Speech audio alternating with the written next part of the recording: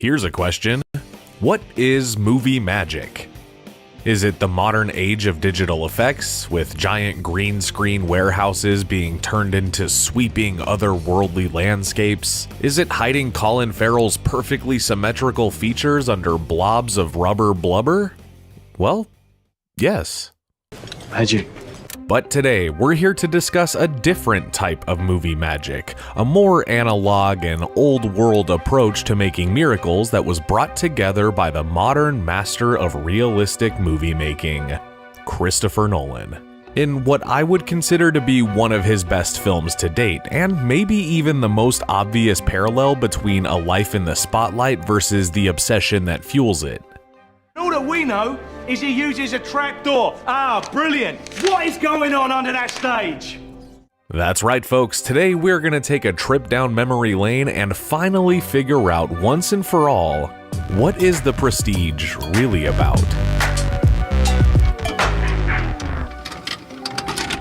2006's The Prestige follows two magicians who start off as friends and collaborators and even partners, only to be sunken deeper and deeper into their shared obsession to become the best magician of their time. Of course, this creates a conflict that will run the spectrum of casually spying on each other to eventually both being consumed by the secrets they keep to achieve their goals.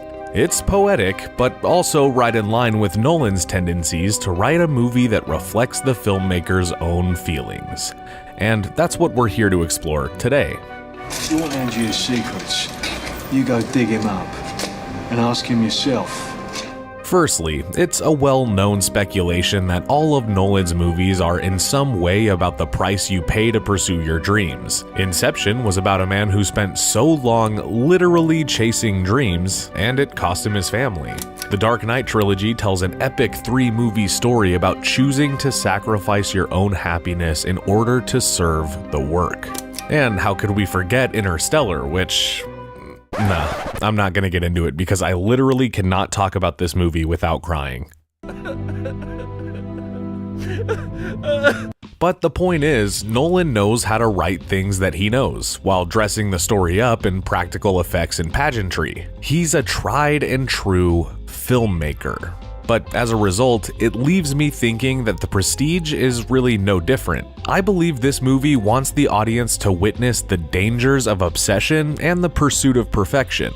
Because if there's one thing that Nolan is saying with these incredibly thoughtful stories with smooth and masterful direction, it's that chasing the big life comes at a price. And that price is usually relationships.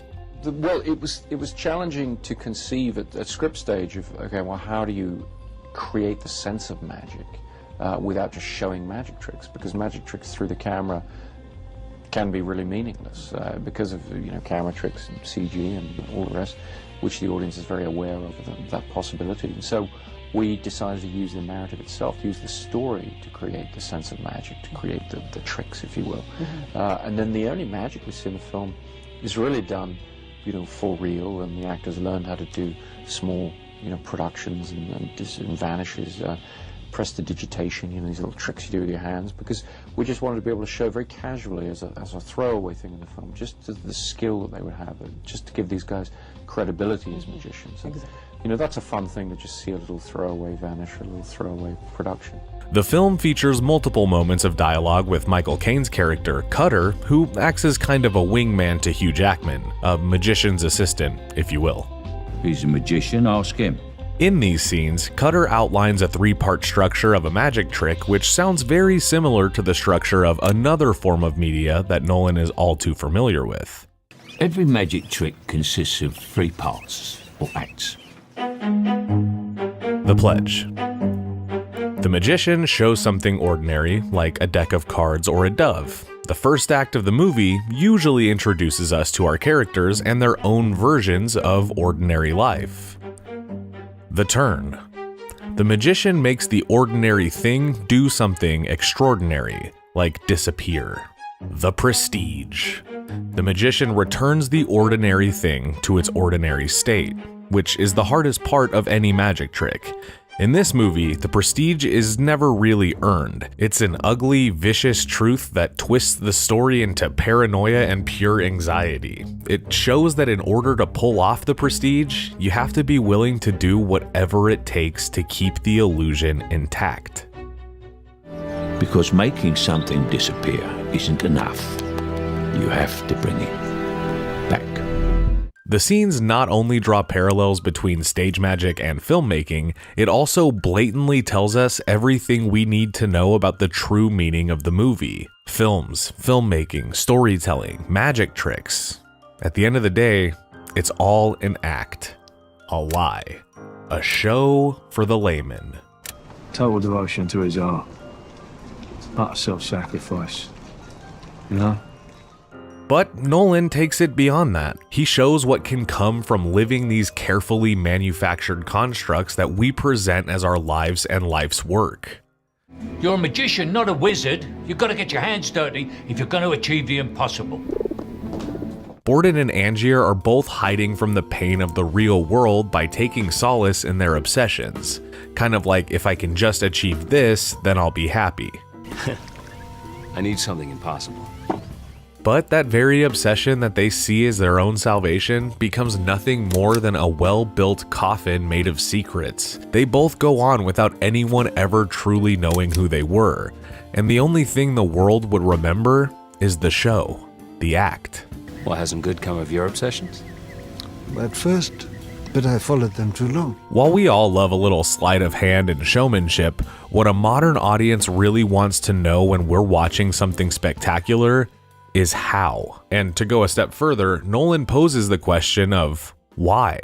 It's a movie which really does involve immersion completely as an audience member. You know, you have to stick with it. You have to pay attention to what is going on. Because all the clues are there. And they're there, but what I love about it is that in the same way that when I've read the script first, I wanted to read the script straight away again. Yes. Because what you realise by the end of it is not only are you watching a movie about magicians and their rivalries, you know, and it's not so much about magic tricks.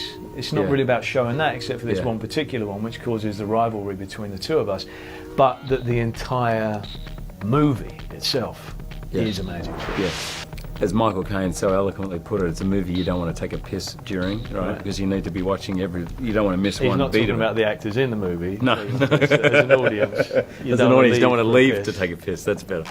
Exploring the raw ambition of these two magicians is where the film gets its best thrills. Whether it's the sabotage of each other's acts in order to maintain some sort of edge, or it's the incredible appearance from David Bowie as Nikolai Tesla, who builds Angier a real-life teleportation machine, the movie really wants to show us these incredible performances that the audience hails as miracles. But they're really nothing more than a couple of madmen with something to prove to each other and maybe themselves. And the fucked up thing is that they'll sacrifice anything or anyone to get it. They flatter you with all those chains, Alfred. Don't they know you can't escape without your little rubber ball? Now, you may not know this, but before I was doing this gig, I was a professional magician. I spent some years working behind the scenes with many of the world's best illusionists and have seen how lonely it can be being the engineer of a show that nobody is supposed to understand. And to answer Nolan's question of why, I guess it's the same reason that he makes movies, or that I spend 4 hours a day shuffling cards. Because we can't let it go. We need the obsession to give us purpose and meaning and something for the world to remember us by. So, if you ask me, The Prestige isn't just a movie about filmmaking, it's a movie made to show us the darkness behind movie magic so we can understand that the bright lights and silver screens are just one part of it all. And the rest of it, well, it's simply not for the faint of heart. Hey, what am I holding? Your watch.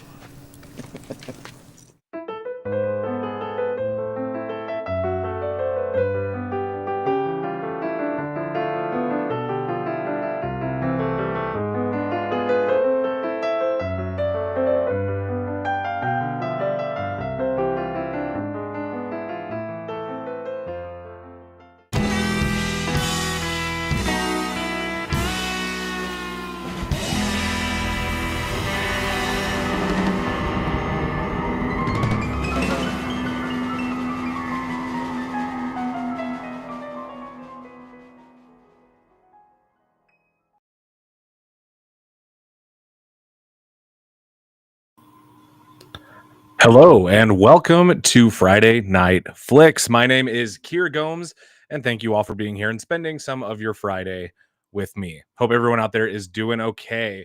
Looks like the chat is already pretty active, so let's keep that going, guys. Yeah, some of you caught from the not so subtle thumbnail and title of the video. Tonight, among other things, we are going to be talking about the recently released Oscar nominations. That's right. Yes, we are. In fact, I think we're going to start with that because I have thoughts, you know. But first, let's put on some music. Let's get in a nice chill vibe. I'll select "Chill" is the name of this back track. I'm going to turn that down. All right. And as usual, you guys let me know if the music levels are too high. I'm already vibing. Illuminated Pro, thank you for being here. Illuminated Pro says, a real pain got a Best Picture snub. Could not agree more. Really good movie, especially considering that was a freshman effort. That was Jesse Eisenberg's first. It was his directorial debut. You know, if you guys haven't seen that movie, it's on Hulu now. Go check it out. Ooh, I love it. Bootzilla, hello. What up, guys? Thank you all for being here. History Lover says, "I'm so happy A Complete Unknown did so well at the nominations. I love that movie." Confession, as big of a Bob Dylan fan as I am, I still haven't seen it. I've been real busy. What's up, everybody? Thank you all for being here. Some of these comments are already making me laugh. So, guys, yeah, tonight's going to be a good night. It's going to be a little bit of variety.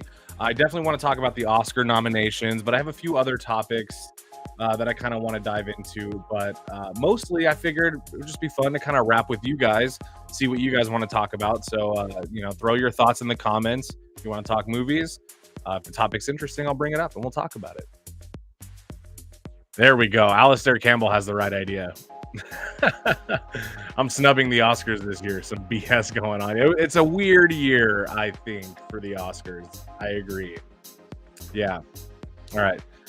Speaking of, let's just take a look. You guys want to take a look at if you haven't seen the noms yet, let's just take a look-see, shall we? Here we go. We out here. All right, now let's do this. It's kind of a boring screen to just be looking at. What's up, everybody? Joe Holiyome? Yes, this is live. We're live right now, man. It's the future. We're doing it. Okay, yeah, I'm gonna have to get to more of these comments. You guys are making me laugh already, but let's take a look at some of these. The big one, the one that kind of, you know, every year takes the most, everybody dives deepest into their opinions on this one, is the Best Picture nomination. The overall, what was the best movie of 2024 according to the Academy and their oh so reliable taste in movies. But this year, there's some surprises, honestly. So, Anora, Sean Baker's latest film, kind of, for me, I kind of expected to see this in the Oscars. I didn't know if it would get in Best Picture, so I'm glad it is. If you guys haven't seen Anora, that's one kind of like this show. That's one for mommy and daddy. Maybe one you don't watch with the kids. We've got The Brutalist. Everybody expected that one to be in there. That obviously The Brutalist is kind of that's kind of the movie this Oscar season that, you know, it just has the most buzz. It's kind of that one and like Amelia Perez, which we're going to talk about. Next, we've got A Complete Unknown, of course, nominated for Best Picture, which is great. I do think it's interesting. I still haven't dedicated my time to the movie. I'm going to get to it, and I am looking forward to it. But I am a little bit surprised, even having not seen it, to see it in Best Picture. I knew it would get nominated for stuff, but that's kind of another one just interesting to me. Then we've got Conclave. That's the Ralph Fiennes vehicle from the year. A great buzz on that movie. Also one that I haven't seen. I'm not really into like religious drama. You know, that's a genre that for me literally does nothing. So I'll get to it eventually, but I want to wait for some of the hype to simmer down. Okay, which is not going to happen until after the Academy Awards. Dune Part 2, obviously, like this one I think it was a surprise to a lot of people, but to me, this was the one that got in for us. This is the one. I'm not saying I'm like, the biggest Dune fan or anything, because I'm not, but this was one that for the blockbuster movie lover, this was our entry. They did that one for us. And then we have Emilia Perez, which if you guys haven't seen this movie, it's a Netflix film. It's a musical about a transgender drug lord who kind of goes from sinner to saint. Kind of that's the plot. Now, this movie I have seen not once, but twice. I have seen Emilia Perez twice, and I believe I am the only person in the world who enjoys this movie, because I really enjoy this movie. But with that being said, I don't know how it got into 13 categories this year. Spoiler alert. As much as I do think this movie is good, I don't think this is an Oscar movie. At least not Best Picture. This is not a Best Picture movie. If it wins Best Picture, every other movie, it's going to feel like it got snubbed. No offense. I like the movie. I'm the one who likes it. But it's, come on. You can't be giving it Best Picture at the Oscars. It's just not. I'm Still Here, Nickel Boys. Those are also two movies that I want to check out but have not seen. I have heard great things about Nickel Boys, and I fully expect that one to get somewhere in cinematography. So, The Substance, that would be my pick for Best Picture, only because that's my favorite movie on this lineup. That's a movie that I think I would be most likely to continue watching. So, it's not going to win. It's not going to win Best Picture, but it might win some of its categories. And then Wicked, which I enjoyed. I enjoyed Wicked. I don't think it's a Best Picture. I think if I had to guess which one was going to get it, it'll probably be Conclave or The Brutalist. And if I had to pick which one should get it, I would go with Anora or The Substance. There you go. It's kind of a sad list, though. Huh? Like, just looking at it, there's just so many great horror movies getting ignored, as usual. Okay. What do we got next? Performance by an actor in a leading role. Now, Best Actor. This is also kind of a big category, but to me, this one is the ultimate popularity contest. This one is going to be who had the best social media buzz. That person is probably going to be the winner. So we have Adrian Brody with The Brutalist. We're actually going to come back to that. We have Timothée Chalamet for A Complete Unknown. And we have Coleman Domingo for Sing Sing, Ray Fiennes for Conclave, and Sebastian Stan for The Apprentice, not for A Different Man. Weird. Let's talk real quick. Okay, so Adrian Brody for Best Actor. I want to know what you guys think about the recent scandal. Okay. Adrian Brody obviously gave an amazing performance in The Brutalist. If you guys haven't seen that one, that's a movie that comes with an intermission, which if we're going to keep doing this thing about making movies, 3-hour plus sagas, you're going to want more intermissions in your movies for sure, especially if it's dense material, Yeah, Joe Nosferatu is snubbed. I think it came out either a little too late in the year or it was just a little too horror for the Academy to acknowledge, which is bullshit if you ask me. Yeah, John Kim. Yeah, I guess we know what his most successful typecast is. John Kim says Brody winning 2 Oscars, both for Holocaust movies. Yep, that is correct. If he wins this one. Now, Adrian Brody recently, he's all the talk for Best Actor at the Oscars, but we recently did an article, and if you guys want to see it, I can maybe find it later. One of the editors of the film briefly in an interview mentioned that they used a little bit of AI to tweak Adrian Brody's accent in the film to really nail some of those subtleties that, unless you're native to the area, are just not natural sounds for your voice to make. What are my thoughts on that? Well, it's interesting because personally, yeah, I think it is a little bit of a cheat to use AI. I think if you couldn't, and I'm not saying I'm not saying that Adrian Brody doesn't deserve the Oscar just for this. I just mean if the accent being perfectly nailed was that important, then maybe more time was needed to prepare. But if it were me, I would have been if it sounds good enough, that it's not going to offend people from that area on how bad it is, then let's just do the accent as good as we can do it. I don't think that like he deserves to be disqualified for this, but I definitely think that needs to be something we think about. If he didn't fully all the way, even if it was 99% all the way him, if that 1% was a computer's performance, I don't know. It's kind of like an eye for incomplete, if you ask me. So I don't know. Some of you guys don't care about that. Some of you do. I personally, I think it should be in the conversation.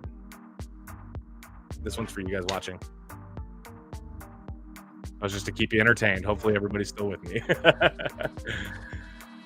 Ooh, okay. Let me pull. You know what? Let me pull myself back up, and then I'm going to pin this comment. This is a juicy comment from Alistair Campbell. I don't think Netflix films should be eligible for Oscars. They don't go through the full theatrical run, didn't and don't get physical media releases, so why should they be eligible for awards? That's an interesting point. I don't know what my thoughts are on that, because really what it comes down to is just the distribution of the movie, which I think, you know, I don't think the movie's distribution deal should specifically determine whether or not it's eligible for awards, you know? Especially because inevitably, you know, there's good streaming service movies out there, you know? Like I'm thinking of Ending Things as a great screenplay. Really good. Could have been nominated for awards if it wasn't so weird. And I would have agreed. So I don't know, but I think you have a point in that it's weird that like a streaming movie that didn't go through the prestige release of cinema gets the Cinematic Achievement Award. But I also think like if the movie's really good, it shouldn't come down to who distributed the movie. You know? Illuminated Pro agrees though with Alistair. Yeah.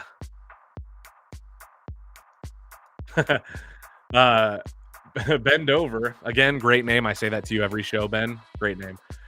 Benjamin Dover says, does snubbing a film about Transylvania count as anti-trans? Obviously, that's a joke. It's very funny. But since Nosferatu didn't get in any categories, yes. Yes, the Academy is afraid of Transylvania. How did I do the card trick? Well, I can't tell you how I did the card trick. Sam Parker, you know, that's like the number one thing with magic is they're like, you're not supposed to tell anyone how you turn one thing, like this card here, into something else. I might have done it a little too slow. Yeah. Ooh, I don't know. Yeah. See, now we're getting more narrow with the qualifications on the release of movies. I'm not sure. I leave it to you guys in the comments. You guys, whatever your opinion is, you're probably right. You know, I don't know. If it were me, if I had to choose who I think should get the Best Actor Oscar, I gotta see A Complete Unknown because I heard Timothée Chalamet was really good as Bob Dylan. I love Bob Dylan, so if he does a great job, you know, that would be great.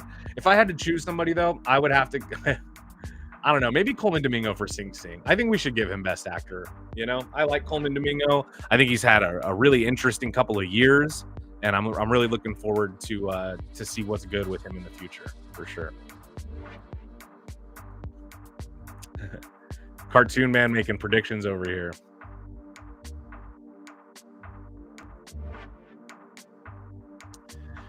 Yeah, Bootzilla, this is a good point. This is kind of what I was saying, right? Like, it doesn't matter if it's a small part of the performance. The actor still has to perform and act. I think the actor has to, like, to me, I would just feel like if you didn't do 100% of the performance, then maybe somebody who did do 100% of a great performance should get that Oscar, you know?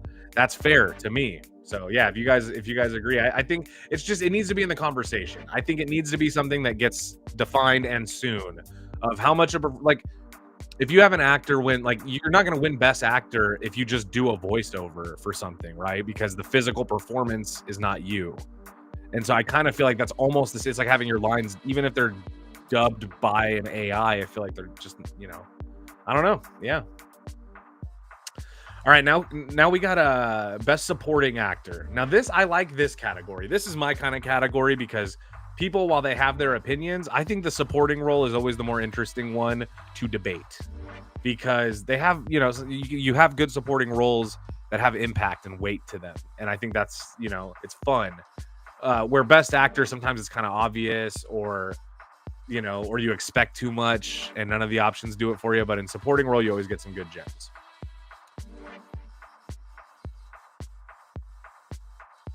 John Kim, this is a good point on the Adrian Brody AI talk. What about using a stunt double? Or a body double or a stunt person? Oh boy. Oh yeah, and then History Lover says Remy Malek lip synced Freddie Mercury and he won. So I think the Oscars doesn't give a fuck about the AI. You know, it seems like some of you guys don't give a fuck either. So that's, you know, again, I leave it to you guys. So here's who we have for best supporting actor. We have Yuri Borzov for Anora. We have Kieran Culkin, A Real Pain. That would be my pick. Edward Norton, A Complete Unknown. Guy Pearce for The Brutalist. Jeremy Strong for The Apprentice.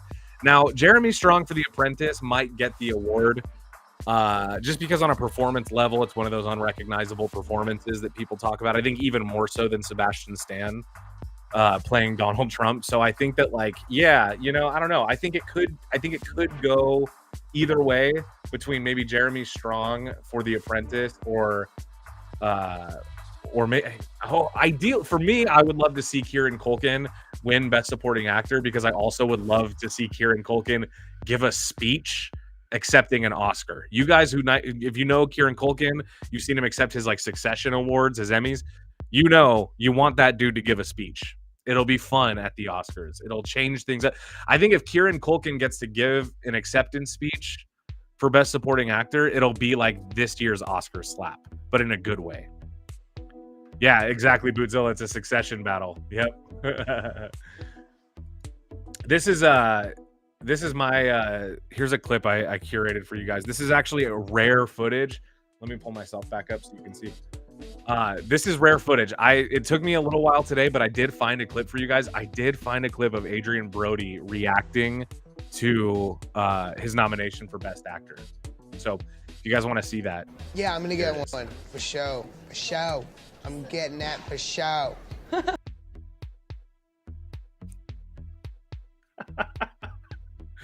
Come on. You didn't think I actually had like unseen footage of Adrian Brody, did you?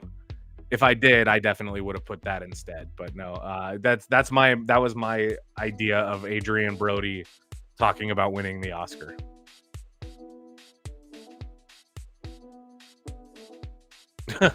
Yeah, Sam, it would be cool if Kieran Culkin pulled Macaulay Culkin on stage, but why would he do that? Home Alone came out, 30 years ago, man. It's not it would be cool. I would love it because I love the Culkins, but there'd be no reason to do that. It'd be funny. All right, now Best Actress. We have a few heavy hitters for this one, okay? So we have Cynthia Erivo for Wicked. Cynthia Erivo did great. I liked Wicked. I don't think she was the best performance in the movie, but I also think that maybe she was the best performance in the movie. As somebody who's not a fan of Ariana Grande, even though I think her performance was fine, maybe Cynthia Erivo was my favorite. But I also think she has kind of bad social media presence sometimes, and more and more as time goes on, the Oscars and who's nominated, a lot of their viral buzz is dependent on that, which is why I think Demi Moore might be getting it, But we also have Carla Sofia Gasson for Emilia Perez. We have Mikey Madison for Anora, of course. We have Demi Moore for The Substance and Fernanda Torres for I'm Still Here. I think any one of these would be good. I think any one of these is a good win, and I wouldn't argue them. I think, though, again, it's weird that Emilia Perez keeps making it into these categories because it's a great performance. I'm the person who likes this movie, so I shouldn't shit on it, and I'm not going to, but it's not an Oscar-worthy performance. It's just not that kind of thing, at least not to me. So if I had to give it to anybody, I'd say give it to my girl, Demi Moore, okay? The popcorn actress herself. Let her take home an Academy Award. She deserves it. She's been in this business a long time, and we all love Demi Moore. History Lover, I'm with you. Alistair Campbell, I'm with you. Illuminated Pro, I'm with you. And Anthony Hoffman, I'm kind of with you. I'm kind of with you on that one, Anthony. I don't know. The Oscars every year seem more and more rigged, don't they? It's like I don't know. It's like I heard the VMAs last year were the same way, or some award show. It's like the Jake Paul and Mike Tyson fight, just rigged to the teeth. All right, Best Supporting Actress. We have Monica Barbaro for A Complete Unknown, Ariana Grande for Wicked, Felicity Jones for The Brutalist, Isabella Rossellini for Conclave, Zoe Saldana for Emilia Perez. I did love Zoe Saldana in that movie. She was my favorite part of that whole movie. My least favorite part was Selena Gomez. Unfortunately, she was the worst part of that movie, and I have no beef with her. She just wasn't good in it. What do you guys think about this? Is actually a good. This is good. This one I don't have any real beef with. If I had to give it to anybody for this one, I'd say let's give it to Felicity Jones. No, I'd say let's give it to Ariana Grande, just so that we can say Academy Award-winning actress, the girl who sang Seven Rings. The fuck out of here. What world are we living in now? At least it was a musical. I'm gonna chill. At least it was a musical. Fuck me, man. Best Animated Feature, Flow, Inside Out 2, Memoir of a Snail, Wallace and Gromit, A Vengeance Most Foul, and The Wild. I actually saw all of these. Holy shit, I saw all of these movies, and I enjoyed all of these movies. For this one, I liked Memoir of a Snail the most. That movie, if you guys didn't see Memoir of a Snail, not everybody's going to like it. It's a claymation movie. It's very sad. It's an Australian film. It's extremely dreary and depressing, but I loved it. I thought it was so good. Gilberto, hello. Thank you for being here. What's up? What's up? Yeah. Yeah, Felicity. Yeah, I agree. Would be cool. Yeah, it seems like everybody wants Demi Moore. You know what I say is if Demi Moore doesn't win, if Demi Moore doesn't win the Oscars, it's a real, like, one of these moments. This is if Demi Moore doesn't win the Oscar. Not to her, to the Academy. The Academy blew it. Yeah, but this is, I don't know, this category is good. Sorry, I'm just reading your guys' comments, and I don't disagree with anything.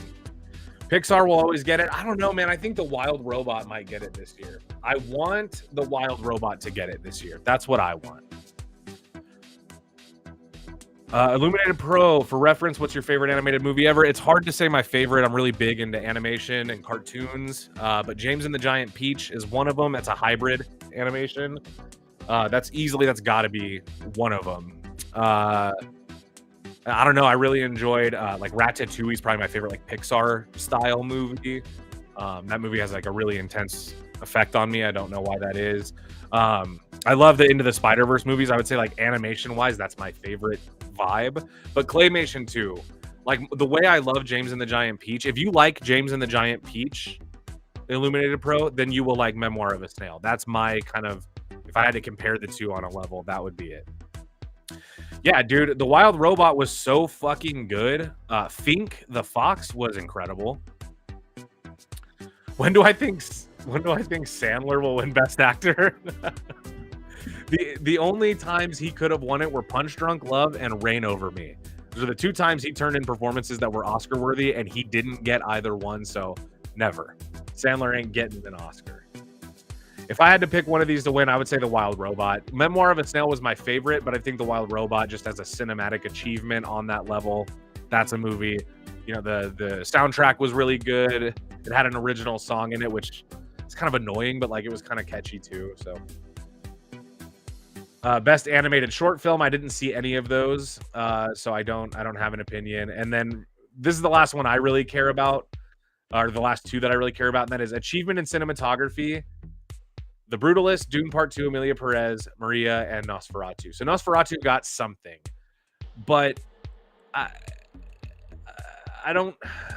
There's so many movies that I feel could have been in this, maybe that should have been in this, that weren't. So again, to the Academy. There you go. You blew it! Give it to you one more time.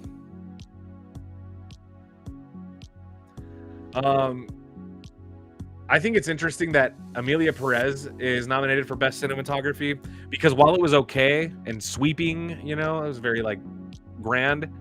It's just not that kind of movie, you know. It's good that Dune Part 2 is what needs to win. This needs to win Best Achievement for Cinematography. If it doesn't, that's a snub. That would be a hell of a snub. I would like to see Nosferatu win an Oscar, but I would like to see it win. You know, I would have liked to see it nominated for something better, like Best Actress for Lily Rose Depp. I think it's kind of a snub. In fact, you blew it! We're gonna give another one.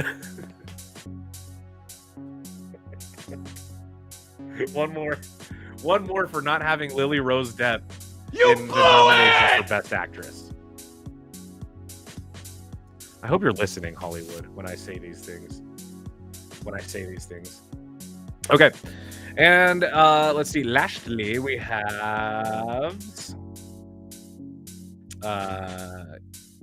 Okay, this is the last one that I want to cover for this because the rest of them, whatever. You know, like Best Director. If it were up to me, it would be Sean Baker, but I could see Brady Corbet winning that one easily, and I don't know. But for costume design, A Complete Unknown, Conclave, Gladiator 2, Nosferatu, and Wicked. This is one that's surprised. I don't think Gladiator 2 really belongs in here because the costume design, while it is like important because it's a period piece, same reason for like A Complete Unknown. Period pieces, the costumes are important, but like for the Greek, I mean, like it's nothing groundbreaking. The costumes in Gladiator Part 2 are not groundbreaking costumes. They're not like, you know, they weren't like the standout thing of the movie. It's weird that it was nominated for this and not something else. Might have got like Best Set Design, which half of it's fucking CGI anyway.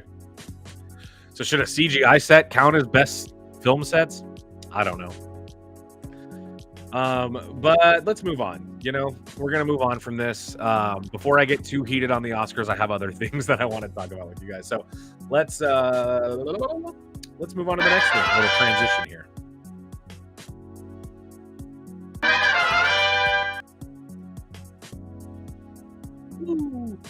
All right.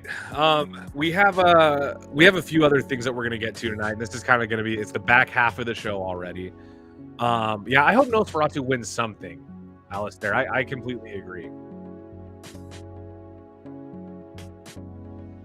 Brian says that, yeah, Wicked is a lock for costumes. Yeah, I think this just the amount, you know, there's so many characters in that movie and they all are in kind of these unbelievable detailed costumes. So yeah, Hitman was highly underrated this year. Brian, I don't know if you're making a joke. I thought it was okay, but I didn't think it was like good, like great. It's fine. I didn't like it more than I liked like Fletch or other movies of that vibe, but it did kind of make me think that Glenn Powell would make a good Fletch. So I guess it did that for me, for what it's worth. Now, for those of you that care, you know, if you care about the Oscars, you probably are also aware that this live is happening during the Sundance Film Festival. And instead of being at Sundance, I'm here with you guys. So I say that like it's a bad thing. It's a great thing that I'm here with you. But we did get an update. We have Chris Bumbray out in the field right now, and he sent us a little update from Sundance. Mostly just an excuse to feature Chris on the show because you guys Hey know everybody, we love it's him. Chris So, Bumbray here's- here, your editor-in-chief for JoeGlow.com at the Sundance Film Festival, as you can see by the lovely sign here. And you guys would call it a beanie, but I call it a toque, my Sundance hat. Anyway, seeing lots of interesting movies, got a ton of reviews yeah, coming don't out. forget Chris is Canadian, so Probably he calls that beanie on early his next head. week is when most of them are going to drop because I'm under embargo on a lot of the films, but I've seen some great stuff so far and excited to tell you all about it. I just hope one thing though. I hope that I think Chris our is wearing host new Kier glasses. Gomes What do you guys think? is wearing a gold chain tonight because if he's not, well, I'm going to be very disappointed. Anyway, make sure to check out my reviews and We will, Chris. We'll check out your reviews, but yeah, we knew Chris was going to mention the gold chains thing, right? That's Chris's his thing is to I don't know how do you guys read it when he does it? Is Chris making fun of me when he's talking about the gold chains, or is he like, does he think it's cool? I've asked him point blank and he says he thinks it's cool, but would he tell me the truth? That's what we don't know. Speaking of telling you guys the truth, there's something that has been on my mind tonight, and I have been avoiding it. And sometimes I shuffle cards when I'm nervous because there's something I've been wanting to tell you guys. Something important that I've been wanting to share. And I don't want to feel judged, so I guess I just figured the live stream was the best place to do it. So I created a new segment on the show called Cinema Confessional. We're going to talk about it. Nervous. But I have a confession. I'm going to do this with you guys every once in a while, where I just tell you something about myself that I think I'm going to catch heat for, and we're just going to take it from there. And tonight's confession that I had to get off my chest was, despite my love for Spider-Man, I'm not a fan and was not a fan of Spider-Man No Way Home. And in fact, I blame Spider-Man No Way Home for the dip in quality that the MCU has had. Now, there's two outcomes to this. There's three, really, outcomes to this, okay? The three outcomes, basically, it's going to be one out of three things, okay? Number one, there's going to be some of you that are like, yeah, I agree. It wasn't great. Maybe you're right. That's cool. Then there's going to be people that tell me that I suck and I'm an idiot and I can go fuck myself and all this other, rhetoric. Here's the thing. The third outcome is really what I'm all about here. Let's take a second, okay, to let me explain, and then we react. And then that third subcategory of people are going to be people that go, look, I disagree with you, but it's okay, and I don't hate your guts. Oh, man, look, I already upset Christian. No. Thank you. History. Look, okay, but for everyone that hates me, some of y'all are going to love me. So let's talk about it, okay? What's my beef with Spider-Man No Way Home? Because let me, just for the sake of visuals, pull up some, because it's a hefty statement to be making. My beef with the movie is this. Ooh, Cinema Confessions After Dark. Yeah, that's way cooler. Sam, I might steal that, and if I do, I'll credit you. Here's my beef. This is my beef right here. This is what, in my opinion, caused a dip in quality for the Marvel Cinematic Universe. Now, I don't hate this movie. I'm just not a fan of it, and I do think it led to more bad than good. Okay? Look, let's get a few things out of the way. Yes, I like Tobey Maguire. I like the Sam Raimi Spider-Man movies. Yeah, I think the Amazing Spider-Man movies had potential. I think the first one was okay, and I think the second one, kind of just, I don't know. I think it was cool looking, but that's about it. Yeah, History Lovers, the multiverse. And Tom Holland Spider-Man I think is great. But here's the problem that I had is what this movie did was it said, let's market this movie around its Spider-Man trilogy, and let's slowly let it leak and simmer that the other two boys are going to be joining us. Okay. And then there's this big hype train, which I was one of the many people that was so excited for the possibility of exactly what I'm looking at right now. All three generations of Spider-Man together. I thought that would be sick. But I also think that what happened was because we all thought it would be sick, and then it was in the movie, I expected it to be meaningful. I expected it to really be good. And I will say, I liked the Andrew Garfield arc. I like that he got to catch MJ, because he didn't get to catch his Gwen Stacy. I get that. Everything you guys are going to say, I've heard from people over the years since the movie came out. Okay. I promise you, it's not for lack of enjoying the moments in this movie that are good.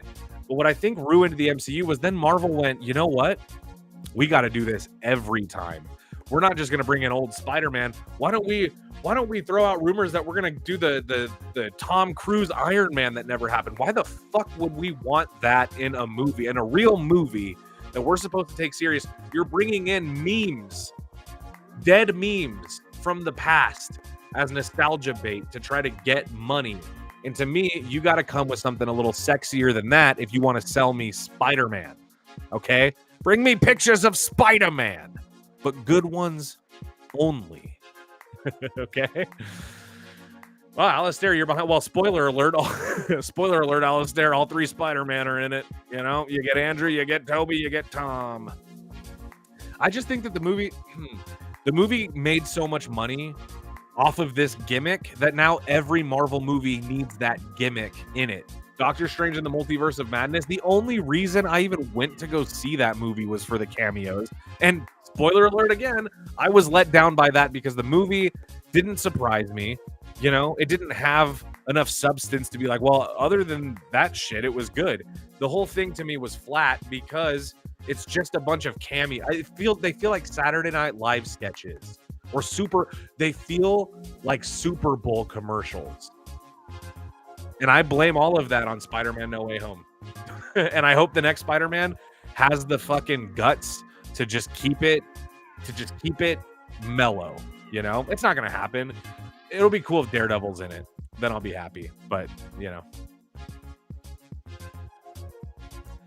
Yeah, it's like that horrible CGI Nicolas Cage cameo in The Flash. Which, you know, like, again, it would have been cool if it was real Nicolas Cage, but the CGI cameo ruins it. It's like, this isn't what you want in the movie. It's like saying it's not what you want, but it's going to get close. Well, it's not what I want, so, you know. Now, I know that this is going to lead to a lot of you being upset, which is why I did not care for The Godfather. What? Did not care for The Godfather. How can you even say that? I did not care for The Godfather. What? Didn't care for The Godfather. It insists upon itself. Yeah, the Marvel Multiverse, but that's the thing. The Marvel Multiverse could have been good. They just fumbled it because they were like, the key to the multiverse is old cameos. It worked for Deadpool 3 because Deadpool 3 had better cameo, like Blade. If you're going to do one that we all want to see. Blade. That's a good one, you know? They did Elektra. I didn't care at all about that. I hated the Elektra movie, and I hated Jennifer Garner as Elektra in the Daredevil movie. So that cameo was bullshit. But, you know, Chris Evans as Johnny Storm, that's fun. Blade, Wesley Snipes, that was cool. Gambit, I have my own. I got thoughts. I didn't love the Gambit thing. Yeah. Robert Downey Jr., huh? I kind of thought about as a joke for my DC fan casting a few episodes ago. I thought about doing like the fan casting episode, but then just doing Robert Downey Jr. as every character.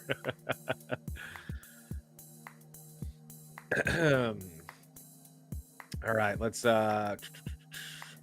take a look at what we got next. There's a few things, I guess, while we're kind of on the topic, while we were talking about DC, and while I have y'all captive, there was a few other movie news kind of things that I wanted to get into, and then we have some other stuff. I also think it would be fun if you guys want to do a little Q&A, a little Ask Me Anything. Let me know in the comments if you're interested in doing that, because if so, I have a segment prepared we can do at the end of the show, but I don't want to do it if you guys don't care. But if you want to do like a little Q&A for me, a little Ask Me Anything, just let me know if you're interested in the comments.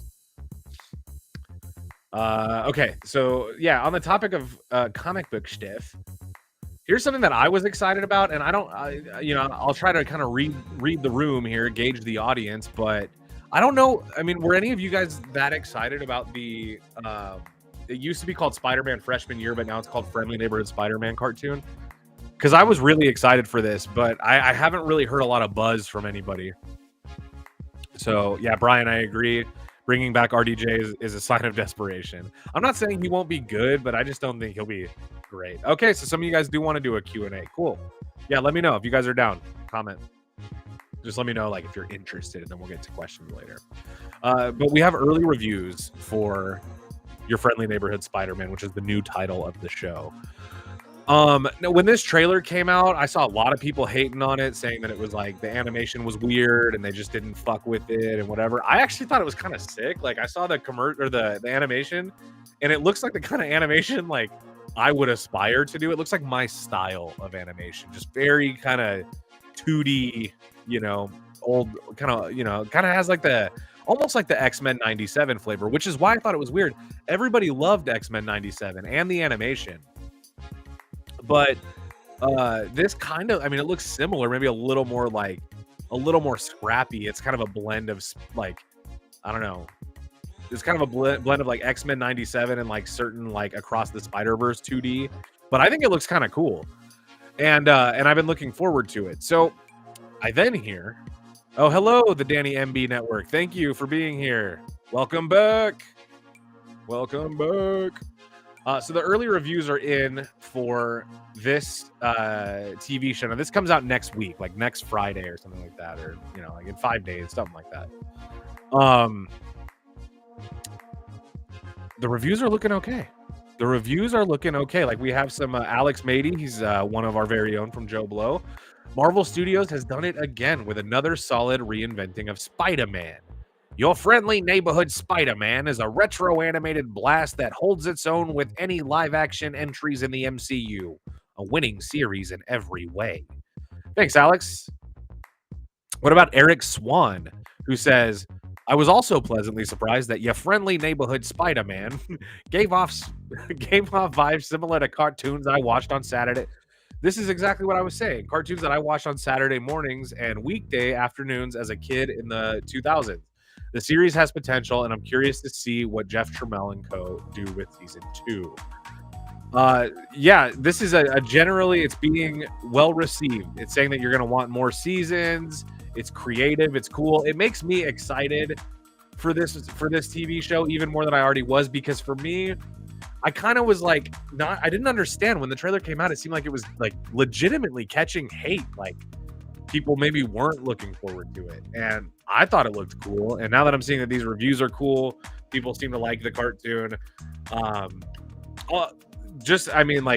Maybe this will help too as a reference point. I thought X-Men 97 was incredible. I thought it was a damn near perfect kind of revival to the 96, the 90s X-Men animated series. I thought it was perfect. So I'm hoping if I can get just like a similar flavor for that here, I'll be happy.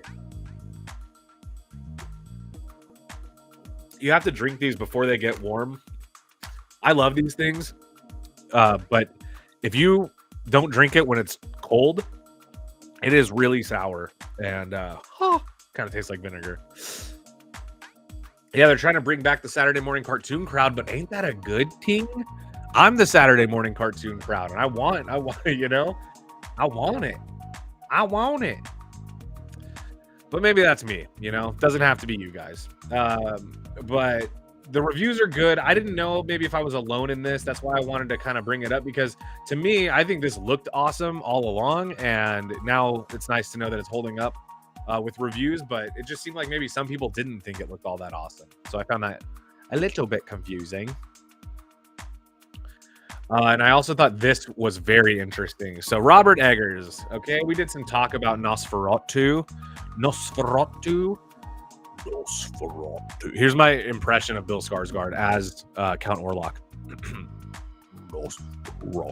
I can't even. It's the lowest voice I've ever heard. It's like way down. It's like, like our very own Travis Hobson. It's like that deep, Oh, nice. Danny MB. You saw it here yesterday and you loved it. That's the new Zemeckis joint, right? Robert Zemeckis, man. He's made some of my favorite movies, and he has made some of my least favorite movies. So this was interesting anyway. With Nosferatu on the mind, you guys like the ADD there. But with Nosferatu on the mind, I thought this was an interesting article. Robert Eggers becomes the babe with the power as his plans to write and direct a Labyrinth sequel are confirmed. This is interesting. Now, this is a fun little anecdote here. The Labyrinth was a classic movie that was a blind spot for me. Even though I love David Bowie and I love 80s cinema, love Jennifer Connelly, I had always not seen The Labyrinth. No, that's not true. I had seen it, but in passing. I never really sat down and actively watched it. So last year it was out in theaters, so I went to go see it at the movies with my friends and my wife, and I fell in love. I thought it was such a blast. Seeing it in theaters too, I think made it even better. And it was a restored version, so it looked really good, and it was just so magical, and I got so swept up in it. So you can imagine, being kind of a relatively, new member of the Labyrinth cult, seeing that Robert Eggers is writing and directing a direct sequel to The Labyrinth. This makes me very, very excited. Let's read some of the article. Plot details for Eggers' Labyrinth sequel remain more mysterious than Jareth's magnificent package. Though sources say the film is a sequel, not a remake, to Henson's timeless puppet-populated masterpiece. Eggers will write the script with Sojon, his writing partner for 2022's The Northman. The duo is also tackling Eggers' newly announced werewolf film, which is it's a period piece he's doing. To sweeten the pot, Chris and Eleanor Columbus will produce alongside Lisa Henson, with Brian Henson as the executive producer. So the Jim Henson estate is involved in this, which is why I think it's worthy of us getting excited about. Because obviously, if they were going to do this with CGI puppets, this is why Robert Eggers is actually the only person who should be touching this. Because Robert Eggers will not use CGI in that way. He won't replace practical with CGI. It might be in there, but you won't know it. You know what I mean? Like there's obviously a little bit of CGI in Nosferatu. There has to be for some of those scenes, but it's so tasteful and so minimal that it doesn't take you out of the movie, and they can really put enough attention to just making it look good. I think this is gonna be a good thing. I think Robert Eggers is gonna use. Obviously, he's got the Hensons involved. They're as producers. So we're talking puppets again. We're getting puppets on screen as these creatures. This is a good thing, I think. I'm actually kind of excited. Yeah, Kojo Asanti, I agree with this, actually. We need a best stunts Oscar. We do. It's weird that we don't have that. Yeah. Yeah. I agree.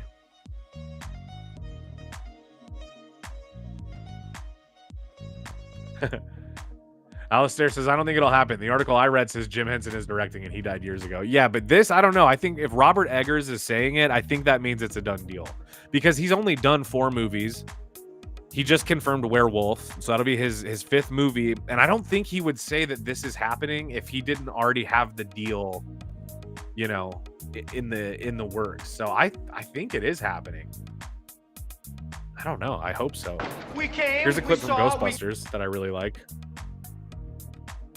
We came, we saw, we kicked its ass. The reason I feel like that one deserved to go in there is just because Robert Eggers was able to get the rights to The Labyrinth to make a direct sequel with no Jim Henson, with no David Bowie, and I still think he's going to pull it off. So he came, he saw, he kicked its ass. The thing I like about Robert Eggers is I trust Robert Eggers with a movie. You know, like, I liked The Witch. I loved The Lighthouse. I like The Northman. I loved Nosferatu. So he's got a good track record with me, man. The Lighthouse is my favorite. The Lighthouse was my favorite Robert Eggers movie before Nosferatu, and I think it still is. Because The Lighthouse, I don't know. The Lighthouse, it's cozy in a way, which is so disturbing, but it kind of has the same, like, cozy factor as The Shining. It's a descent into madness in an isolated location, but it's Robert Eggers style, you know? So it's dirty, it's salty, it's gross. You can feel the texture, and I like that, you know?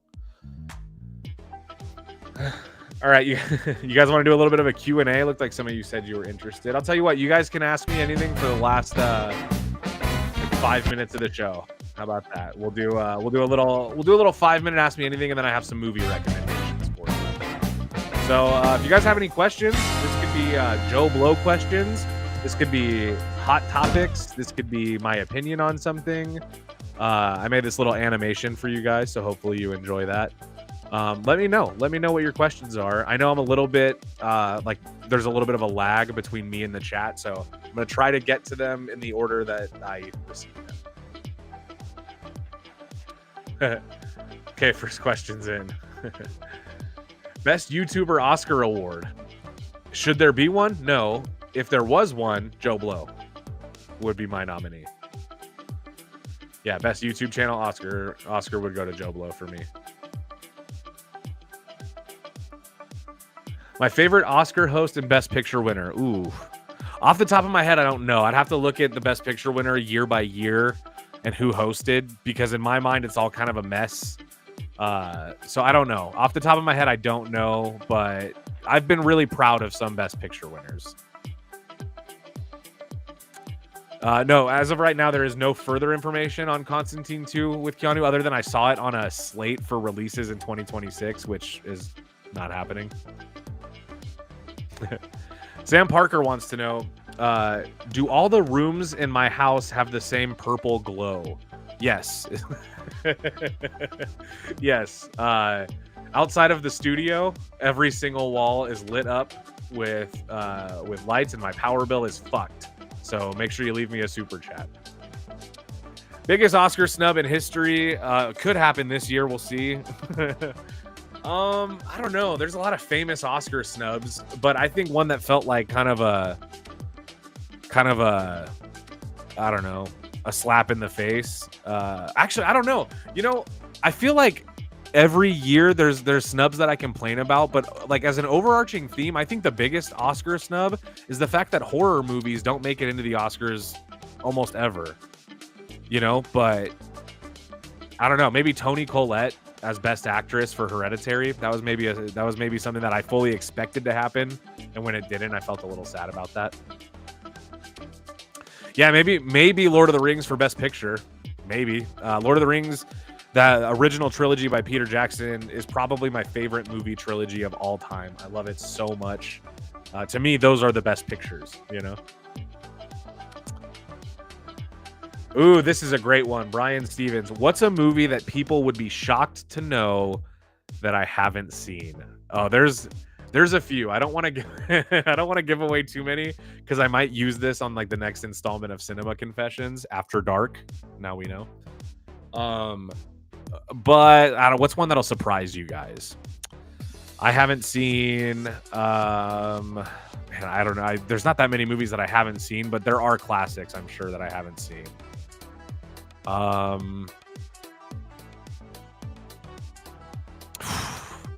What's one that would shock you though? I'm gonna think. I need to think of a good one. You know what? This will shock you guys. You know what movie? No, sorry. That's one that I don't like, not one that I haven't seen. Damn, what have I not seen that'll shock you? I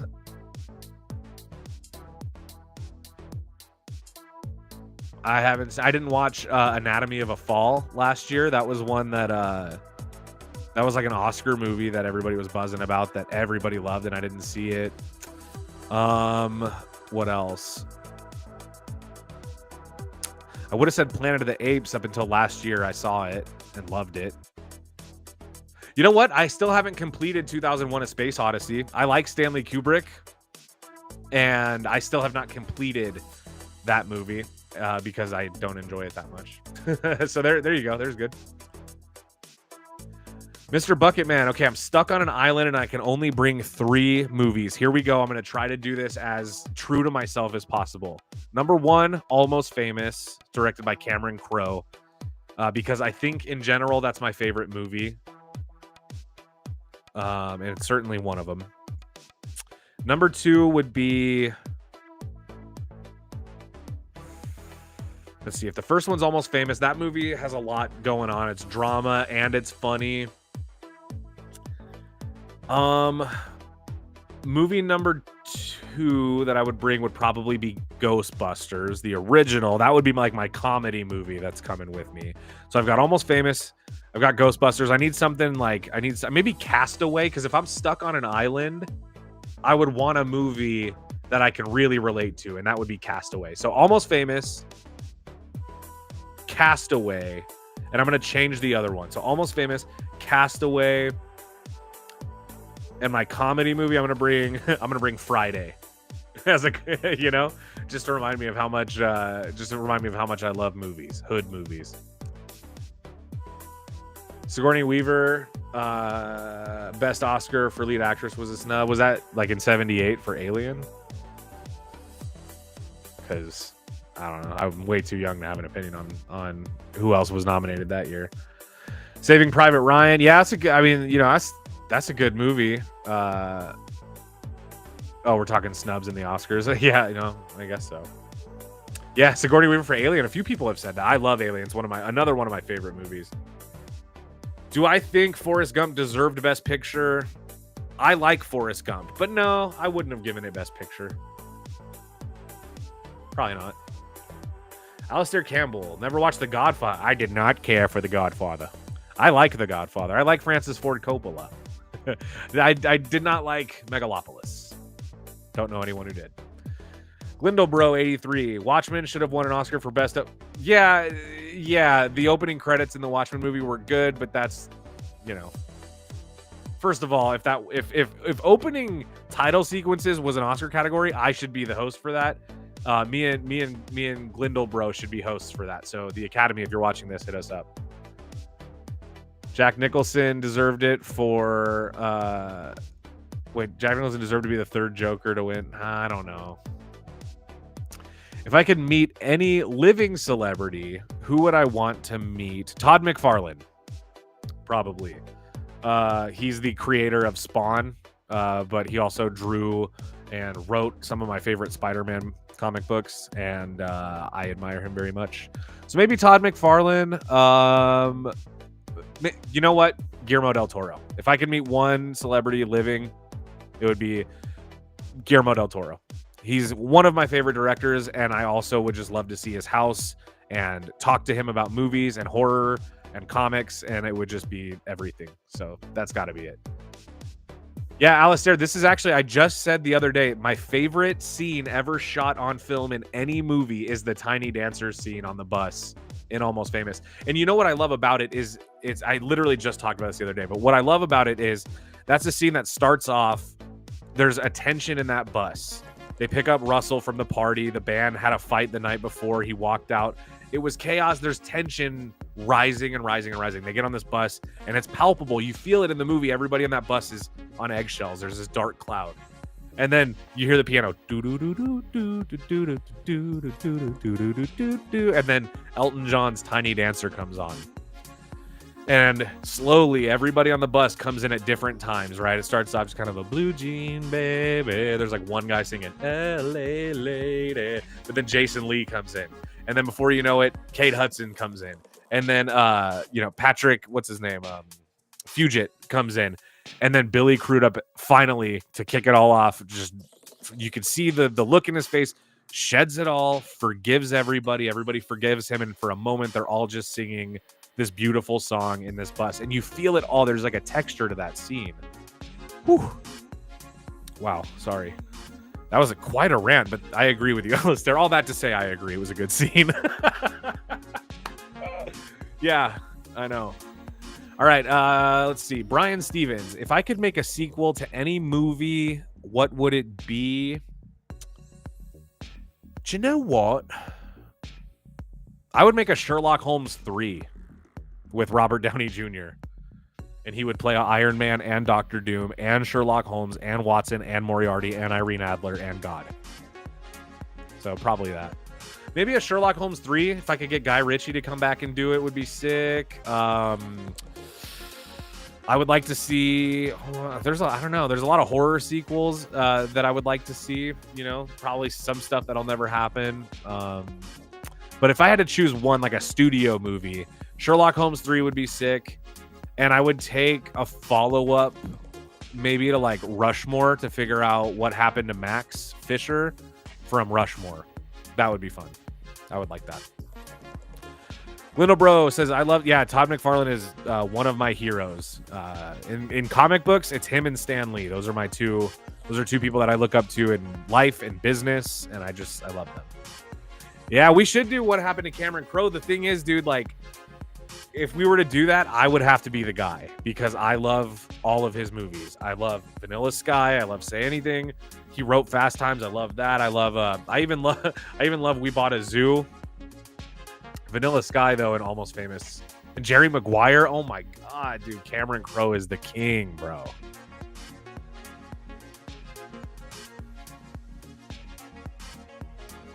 Oh, History Lover says I need to do that in the... Yeah. Well, first of all, are you the one guy that watches my scene breakdown show? You know, we canceled the show, but thank you for watching it while it was on. I loved doing it. Yeah, the HBO. Oh, yo, Brian, we are going to talk about that actually right now, my friend. We are going to talk about that right now because the final kind of sequence I have for you guys, the final segment for tonight before we log off, is I wanted to share with you guys my watch list. Well, if you'll just my tell watch me the log. title of the This is movie, I'm everything sure he'll that I hold it watched. for you. Don't hurt yourself, buddy. I'll go to Big Choice Video instead.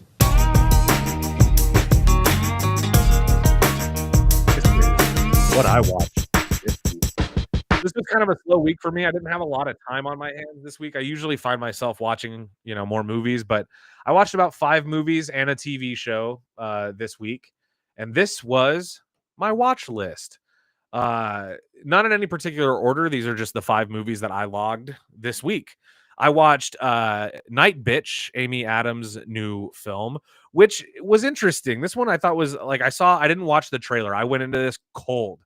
I saw the title and the poster, and I was like, that's all I want to know. I'm going to watch the movie when I can, and I'm going to avoid anything about it.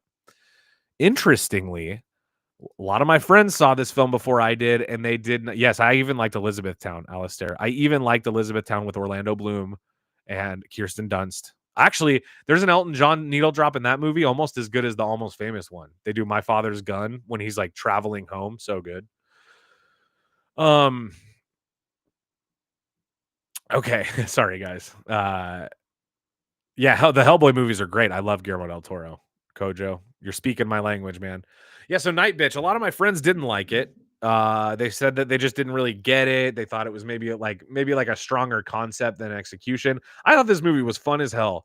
The soundtrack and score both really good. I've been listening to it all week on Apple Music. I really like the soundtrack and score. This is probably the first Amy Adams performance where I really enjoy her in the role. Like I have no beef with her. I just never thought she was like that great.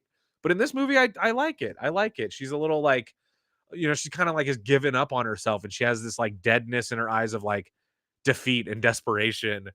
And it's just very believable. It's a very good movie. I liked it. It was nice. Then I watched Nope. Definitely my favorite Jordan Peele movie. I like all 3 of them. Nope is my favorite, but that's probably also one of my favorite movies to come out in the last decade. I love Nope. I've seen this movie 6 or 7 times. Every time I watch it, I laugh. I find it intense. I love Michael Wincott is in the movie, and I love his voice. It's a great movie. Keke Palmer and Daniel Kaluuya, two very charming people, and they're so fun to watch. So I think Nope. If you haven't seen it, check it out. Then I watched 1990s Flatliners. This is not the remake from modern day. I don't even know when the remake came out. This is the 1990 Flatliners with Kiefer Sutherland, Kevin Bacon, Julia Roberts, Oliver Platt is in this movie. This movie's fun. I like Flatliners. I had seen it before. But I didn't remember I didn't really remember like if I enjoyed it. I just kind of remember like seeing it and not really having a lot of feelings about it. But I like Flatliners. I love Kevin Bacon in this movie. And he's one that like, he's been around so long that we all know Kevin Bacon, but once in a while you sit down, you watch a Kevin Bacon movie of old and you go, God, he really was good at acting, still is, but I just mean like he always had it. I rewatched White Men Can't Jump with Wesley Snipes and Woody Harrelson. This is another movie that had a recent remake, but I did not see the remake. I love White Men Can't Jump. I love Wesley Snipes, but even more, I love Woody Harrelson in this movie. I think Spike Lee makes good movies in general, but this one is my favorite, and I love it still.